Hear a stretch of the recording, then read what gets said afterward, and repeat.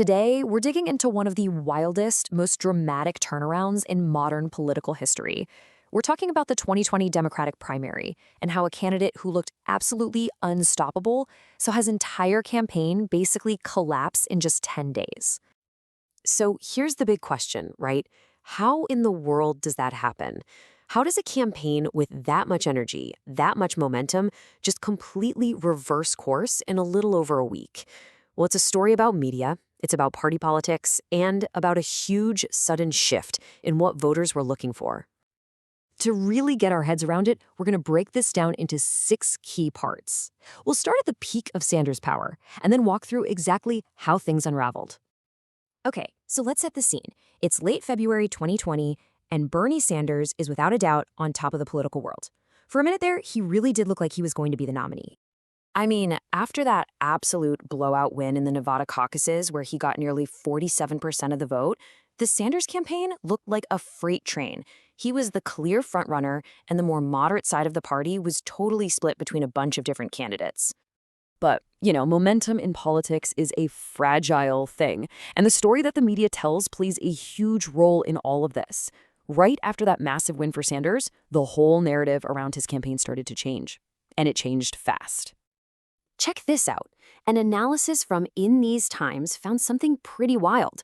In the 24 hours right after his Nevada victory, Sanders got over 3 times the proportion of negative coverage on CNN compared to what Joe Biden got after his win in South Carolina. And you can really see the difference here. Look at Biden's coverage. Way more positive than negative. It totally painted this picture of a triumphant comeback. But Sanders? His coverage was basically split right down the middle, which created this much more negative, contested feeling around his huge win. And this is where it gets really interesting. It's not just the amount of negative coverage, it's the kind of coverage. The critiques against Sanders were about his core beliefs, calling him a socialist, saying he was just too risky to win. But the critiques of Biden, they were so much softer, framed as little suggestions, like he just needed to be a bit more inspirational. Okay, so that's the media piece. Next up, let's talk about how the Democrat Party itself reacted. Because as Sanders' power grew, the party machine kicked into high gear with unbelievable speed. I mean, just look at this timeline. It's dizzying.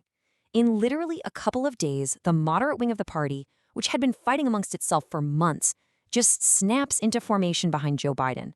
And this happens right before Super Tuesday, the biggest day of the whole primary. And this rapid-fire unification wasn't just about beating Trump.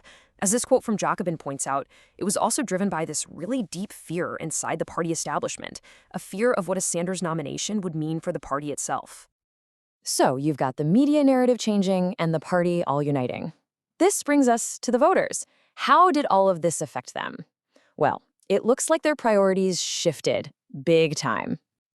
To get what happened next, we have to talk about this one key idea: viability. It's basically the feeling voters get about who can actually win. It's not about who you agree with most, but who you think is the safest bet. And in 2020, viability became everything. And the place this all came to a head was South Carolina, with Black voters. This is a group that historically is absolutely decisive in picking the Democratic nominee. When they came out overwhelmingly for Joe Biden, it sent a massive signal to the rest of the country that he was the viable one. It's kind of hard to remember now, but before that South Carolina primary, the polls looked great for Sanders. He was cruising, with big leads in crucial states like Michigan. But after Biden's win, his perceived viability just went through the roof. And that completely changed the math for a ton of voters, especially those moderates who were way more focused on who could beat the incumbent than on any specific policy. Okay, so let's put all these pieces together, the media, the party unity, this idea of viability, and look at how it all played out in a key battleground, Michigan, a state Sanders had shockingly won back in 2016. These charts are super telling. What they basically show is that in the Michigan counties where voter turnout went up the most compared to 2016, Sanders' support dropped the most. It was all these new voters, galvanized by the idea that Biden was the safe choice, who were turning out against him. And this table, this is where the story gets absolutely fascinating. Look at Sanders' votes. He got almost the exact same number of votes in 2020 as he did when he won in 2016. So what happened? Well, 400,000 new voters showed up to the polls, and they broke like crazy for Biden. Sanders didn't lose his base. He was just swamped by a wave of new voters who rallied around the party's choice. So where does all this leave the movement that came so close, twice, to winning the nomination? I mean, what happens to all that energy?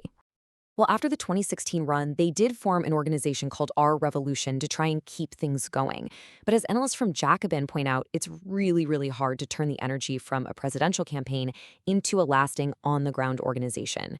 It's a huge challenge. And that kind of leaves us with this final really big question.